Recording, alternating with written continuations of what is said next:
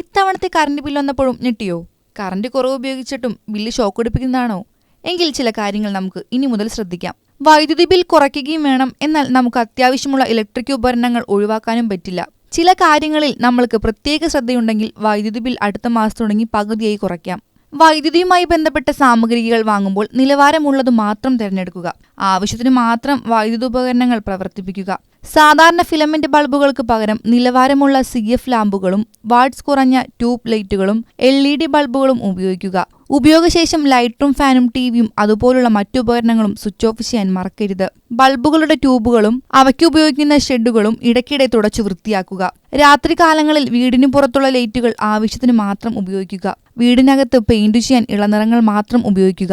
Peak load സമയത്ത്, അതായത് വൈകുന്നേരം 6 മണി മുതൽ 10 മണി വരെ കൂടുതൽ വൈദ്യുതി വേണ്ടിവരുന്ന ഉപകരണങ്ങൾ പ്രവർത്തിപ്പിക്കാതിരിക്കുക. തകരാറിലായ ഉപകരണങ്ങൾ പ്രവർത്തനം പൂർണ്ണമായി നിലയ്ക്കുന്നതുവരെ ഉപയോഗിക്കാതെ യഥാസമയം റിപ്പയർ ചെയ്ത് ഉപയോഗിക്കുക. നമ്മുടെ വീടുകളിൽ ഏറ്റവും അധികം വൈദ്യുതി ചിലവാകുന്നത് ചിലപ്പോൾ റെഫ്രിജറേറ്ററുകളായിരിക്കാം. നമ്മൾ അറിയാതെ ഫ്രിഡ്ജ് വഴി വൈദ്യുതി പാഴാകുന്ന വഴികൾ നമുക്കടയ്ക്കാം. റെഫ്രിജറേറ്റർ വാങ്ങുമ്പോൾ ആവശ്യത്തിന് മാത്രം വലിപ്പമുള്ളതും ഊർജ്ജക്ഷമത കൂടിയതുമായ മോഡലുകൾ തിരഞ്ഞെടുക്കാൻ പ്രത്യേകം ശ്രദ്ധിക്കുക. 4 പേരടങ്ങിയ കുടുംബത്തിന് 125 ലിറ്റർ ശേഷിയുള്ള റെഫ്രിജറേറ്റർ മതിയാകും. വലിപ്പം കൂടുന്തോറും വൈദ്യുതി ചെലവും കൂടുമെന്ന കാര്യം ഓർക്കുക.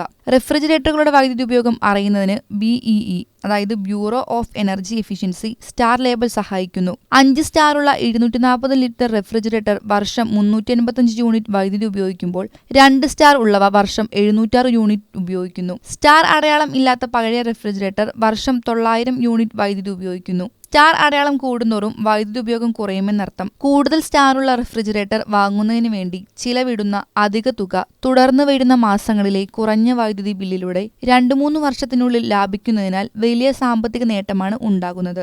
റെഫ്രിജറേറ്റർ ഉപയോഗിക്കുമ്പോൾ ശ്രദ്ധിക്കേണ്ട കാര്യങ്ങൾ നമുക്ക് നോക്കാം. റെഫ്രിജറേറ്ററിന് ചുറ്റും വായുസഞ്ചാരം ഉറപ്പാക്കുക. ഇതിനായി ഭിത്തിയിൽ നിന്നും 4 ഇഞ്ചെങ്കിലും അകലം ഉണ്ടായിരിക്കണം. റെഫ്രിജറേറ്ററിന്റെ വാതിൽ ഭദ്രമായി അടഞ്ഞിരിക്കണം. ഇതിനായി വാതിലിലുള്ള റബ്ബർ ബീഡിംഗ് കാലാകാലം ഉപയോഗിച്ച് പഴക്കം ചെന്നയാണെങ്കിൽ മാറ്റുക. ആഹാര സാധനങ്ങൾ ചൂടാറിയതിനു ശേഷം മാത്രം റെഫ്രിജറേറ്ററിൽ വെക്കുക. എടുത്തു കഴിഞ്ഞാൽ തണുപ്പ് മാറിയതിനു ശേഷം മാത്രം ചൂടാക്കുക. കൂടെ ഫ്രിഡ്ജ് തുറക്കുന്നത് ഊർജ്ജനഷ്ടം ഉണ്ടാക്കും.